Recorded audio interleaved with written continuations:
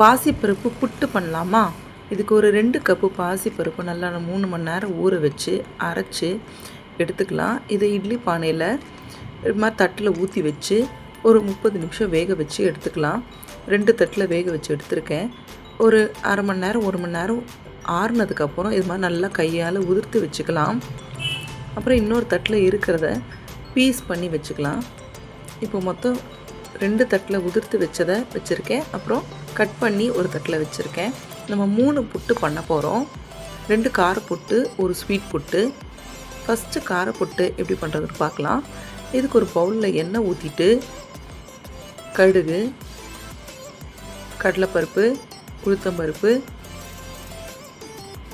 பெருங்காயம், கருவேப்பிலை, பச்சை மிளகாய் அரைச்ச விழுது எல்லாம் சேர்த்துட்டு ஒரு தட்டில் உதிர்த்து வச்ச அந்த பாசிப்பருப்பை புட்டை இதில் சேர்த்து உப்பு சேர்த்து கொஞ்சமாக ஒரு 1/4 டம்ளர் தண்ணி நல்லா தெளிக்கணும்.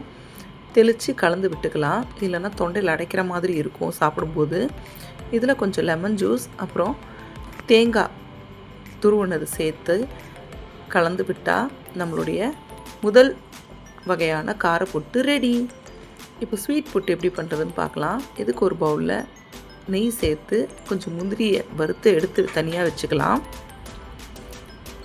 அதே பவுலில் 1 கப்பு சர்க்கரையை சேர்த்து ஒரு 1/4 டம்ளர் தண்ணி சேர்த்து கலந்து விட்டுட்டு சர்க்கரை நல்லா கரைஞ்சதுக்கப்புறம் இன்னொரு பிளேட்டில் எடுத்து வச்ச உதிர்த்து வச்ச பாசிப்பருப்பை இதில் சேர்த்துடலாம்.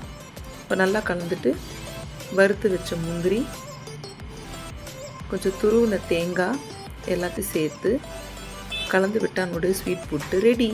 இப்போது 2வது வகையான காரப்புட்டு எப்படி பண்ணுறதுன்னு பார்க்கலாம்.